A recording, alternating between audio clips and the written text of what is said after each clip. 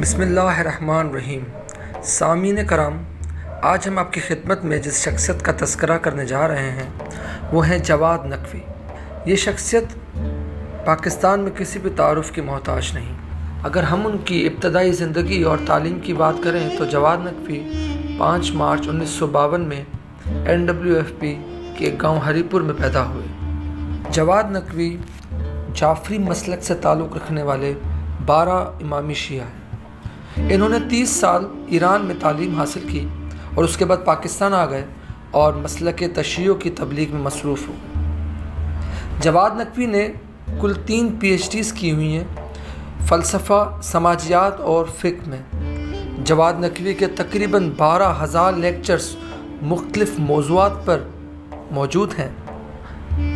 اگر ہم جواد نقوی کے اساتذہ کی بات کریں تو ان میں آیت اللہ جواد عاملی اور آیت اللہ مصباح یزدی اولین استادوں میں شمار ہوتے ہیں۔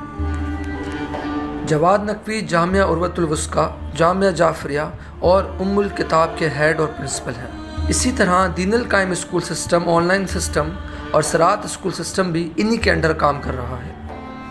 اور جواد نقوی کا ہر مہینے شائع ہونے والا رسالہ مشرب نام کے نام سے مشہور ہے۔ جواد نقوی ولایت فقیہ کے اسٹرانگ سپورٹرز میں شمار ہوتے ہیں اور اسلامی انقلابی ایران کے بھی ہارڈ لائنر اور سپورٹر میں شمار ہوتے ہیں۔ اور یہ بات بھی ڈھکی چھپی نہیں ہے کہ جواد نقوی وحدت امت اور تمام مکاتب فکر میں اتحاد کے لیے بڑے پرجوش اور بڑے ایکٹیو نظر آتے ہیں۔ اور یہ بات بھی انوکھی نہیں ہے کہ جب کوئی شخص بڑا ہو جاتا ہے، مشہور ہو جاتا ہے، تو اس کے بارے میں مختلف ایلیگیشنز اور کنٹروورسی بھی مشہور ہو جاتی ہیں۔ 2012 میں ہڈسن انسٹیٹیوٹ نے ایک رپورٹ پبلش کی کہ جس میں جواد نقوی کو پرو ایران اور مختلف طریقے کے ایلیگیشنز پر لگائے گئے۔ اس میں سے ایک یہ کہ ایران کی طرف سے جواد نقوی کو مختلف فنڈ دیے جاتے ہیں اور سپورٹ کیا جاتا ہے، لیکن جواد نقوی نے اپنے مختلف لیکچرز میں اس بات کو ڈینائی بھی کیا۔ خود شیعوں کے درمیان بھی جواد نقوی کنٹروورشل پرسنالٹی ہیں، ان کے مختلف بیانات کی وجہ سے، ان کے مختلف نظریات کی وجہ سے۔ اسی وجہ سے 2013 میں محمدی مسجد میں ان کے لیکچرز پر اور ان کی مجالس پر پابندی لگا دی گئی۔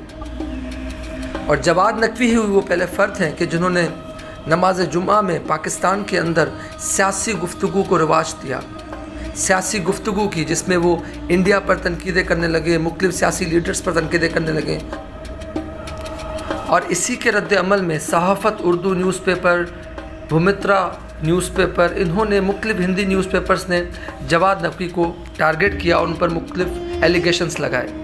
اسی طریقے سے مختلف موضوعات جیسے عورت مارچ پر کمنٹس کرنا، تراویح اور عزاداری کا کمپیریزن کرنا، اور بھی بہت سارے ایسے موضوعات جن پر تنقید کرنے، جن پر بات کرنے کی وجہ سے ہمیشہ سے پاکستان میں اور دوسرے ممالک میں بھی جواد نقوی باعث بحث رہے۔ اگر ہم جواد نقوی کے کام کی بات کریں تو انہوں نے مختلف رسالے، مختلف کتابیں لکھیں اور مختلف موضوعات پر لیکچرز دیے، جس میں موضوعات میں سب سے اولین قرآن، اسلام، اسلامک یونٹی، کربلا، ولایت، ان موضوعات پر مختلف کتابیں لکھیں۔